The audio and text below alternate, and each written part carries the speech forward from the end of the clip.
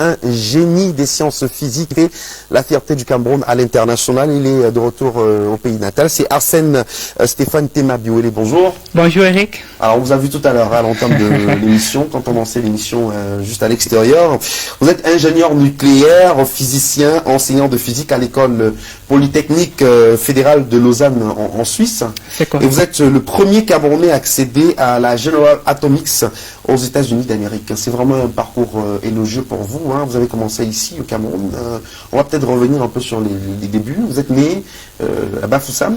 Je suis né à Bafoussam, exactement le 15 juin 1992.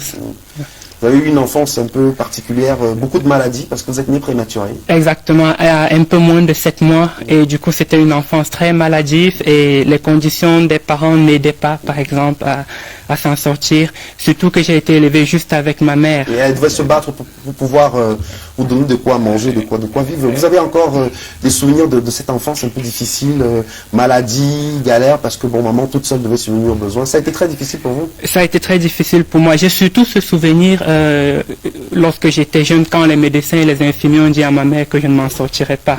Donc par exemple, Eric, c'est un miracle que je sois aujourd'hui sur ce plateau auprès de toi. Alors, vous avez décidé de ne pas baisser les bras. Vous rêviez de devenir ingénieur?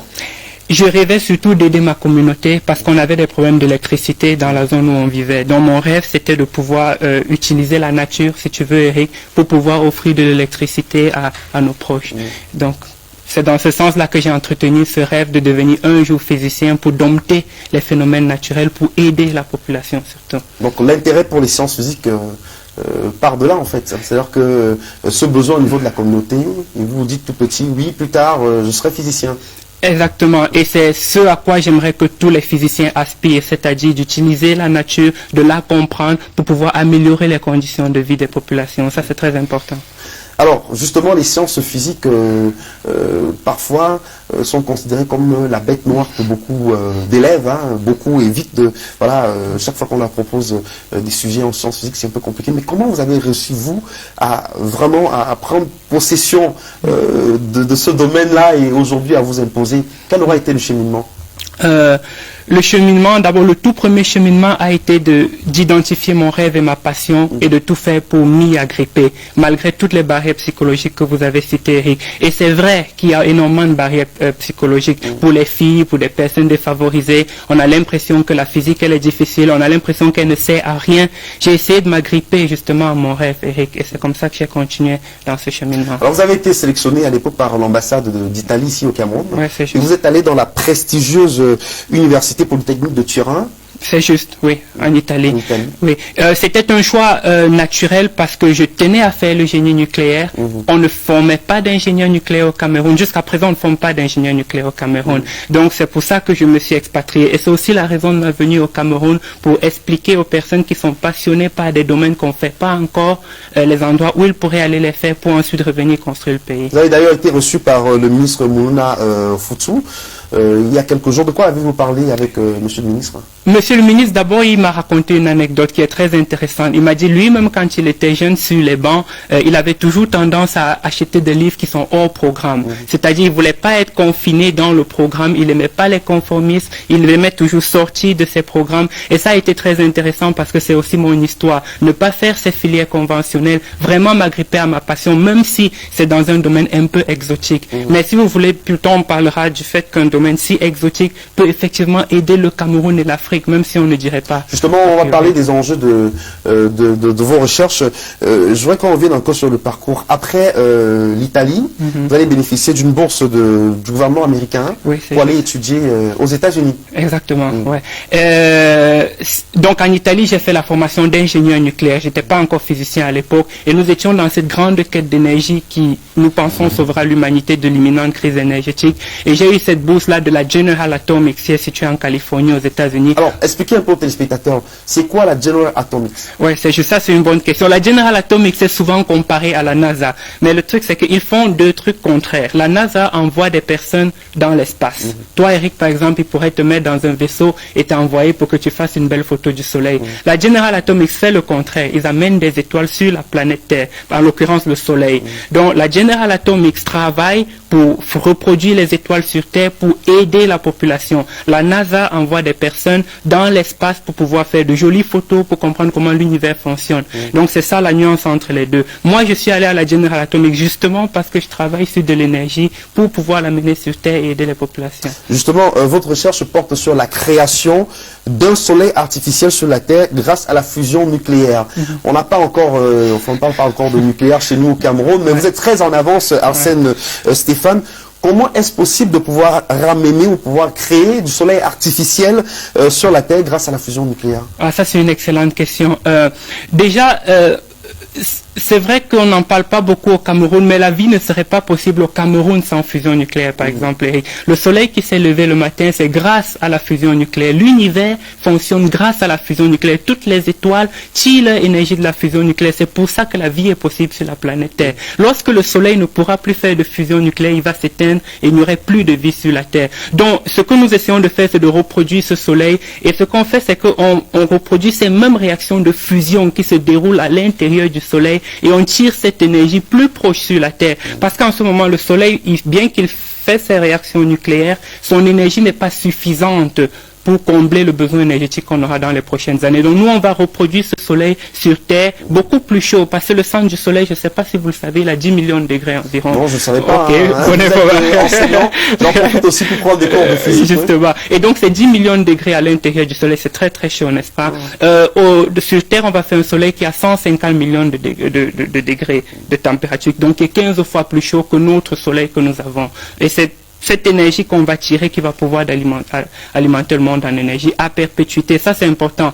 La fusion nucléaire va alimenter le monde et donc le Cameroun en énergie à perpétuité.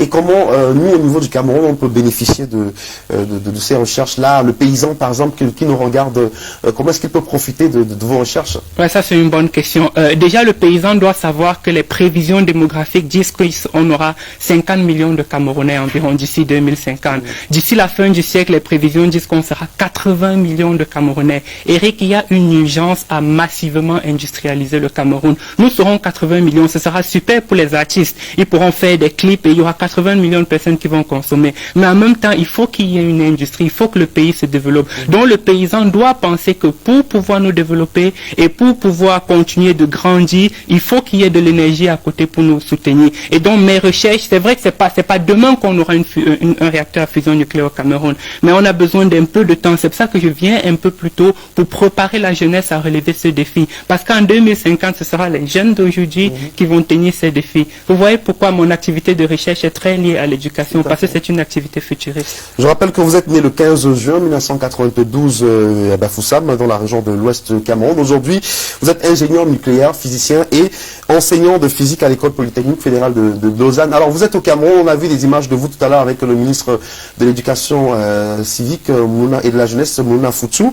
Alors, vous êtes également ambassadeur du projet Youth Connect et vous avez reçu l'excellence jeunesse 2020. Quelle est votre feuille de route? Je sais que vous êtes là encore, je crois, jusqu'au 13 février. Exactement, jusqu'au 13 février. Vous allez faire quoi exactement? C'est quoi votre feuille de route, les actions sur le terrain? Ok, on va faire une grande campagne. On aurait aimé faire tout l'étendue du territoire, mais on ne réussit pas avec le temps, donc on va toucher le maximum de régions. On a commencé là au centre, je vais aller au lycée général Leclerc demain, je vais aller à Polytechnique mercredi. Donc la feuille de route est très simple. Pour les élèves des classes de terminale, il faut que je suscite le rêve. Il faut que j'entretienne leur passion. Je les aide à entretenir leur passion. Pour les élèves, pour les étudiants, c'est beaucoup plus simple parce que ce sera plus pratique dans le sens où je vais aller essayer de les connecter avec les opportunités d'ailleurs. Ils pourront éventuellement venir faire des stages à Lausanne ou à la NASA ou à la General Atomics. Et toujours, l'idée, c'est toujours ensuite de rentrer au Cameroun pour construire le pays. Et puis, il y a un volet très particulier, c'est le soutien aux enfants défavorisés. Vous allez visiter un orphelinat, c'est toujours au programme? Ouais, c'est juste, ça c'est juste. J'y tiens particulièrement. Je t'ai dit, Eric, que c'est un miracle pour moi d'être sur ce plateau aujourd'hui, 28 ans plus tard, après ce qui m'était arrivé. Ce qui fait que je suis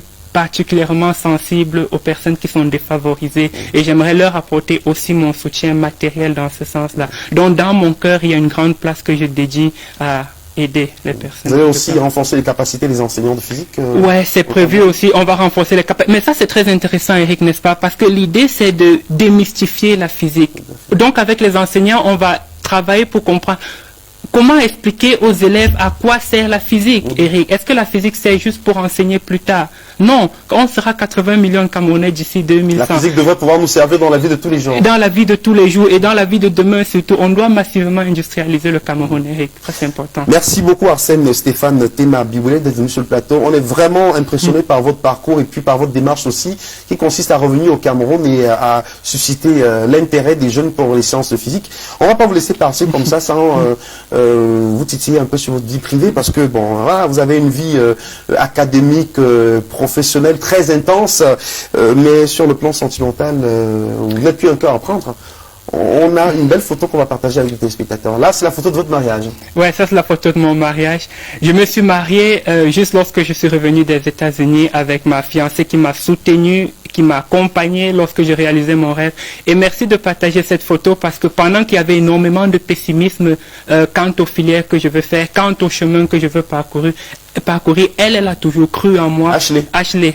Elle est aussi ingénieure agronome et elle essaye de me soutenir. Elle aimerait aussi plus tard venir au Cameroun dans ce type d'initiative pour aider son pays parce qu'elle est d'origine camerounaise aussi dans le domaine de l'agriculture. Vous êtes marié depuis février 2018. 18 février, oui. On va fêter l'année prochaine les 3 ans. D'accord. En tout cas, merci beaucoup d'être venu sur le plateau. Vous êtes un vrai exemple pour la jeunesse camerounaise. Bon séjour, bonne activité. Merci, Eric. Et peut-être avant votre départ, avec plaisir, on vous recevra à nouveau sur le plateau pour faire un débrief. Un bilan. Voilà, un bilan de vos activités avant que vous ne preniez l'avion pour Lausanne. Vous êtes à Lausanne ou vous êtes aux États-Unis finalement? Je suis au milieu des deux. D'accord. Disons, je suis entre Lausanne et les États-Unis. Entre Lausanne et les États-Unis. D'accord. Et votre épouse Elle est en Suisse, justement. D'accord, ouais. D'accord, c'est parfait. Merci. Alors, le Chan, un mot sur le Chan. Le Cameroun abrite la compétition.